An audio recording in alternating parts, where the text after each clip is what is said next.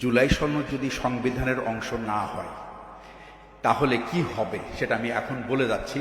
আমি যদি বেঁচে থাকি এটা দেখবেন, আর বেঁচে না থাকলে আমি দেখব, বেঁচে না থাকলে আপনারা বা ভবিষ্যৎ প্রজন্ম দেখতে পাবে। প্রথম কথা হচ্ছে, জুলাই সংবিধান এই সনদটা শুরুতেই করা উচিত ছিল, কারণ এই সরকার কিন্তু সংবিধানের 106 ধারা অনুযায়ী হয় নাই। এই সরকারের কোনো পরিচিতি এই সংবিধানের মধ্যে নাই। তার মানে তারা একটা দে কেম আউট অফ নেসেসিটি, সেটা আমরা যে নামই দেই না কেন।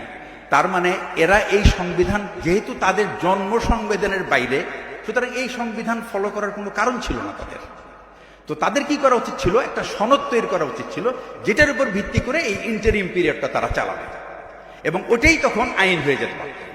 জুলাই সনদ যদি সংবিধানের অংশ না হয়, এটা একটা ফাঁসির রশি সবার জন্য তৈরি থাকবে। যে যখন সুযোগ পাবে সে তখন ব্যবহার করবে।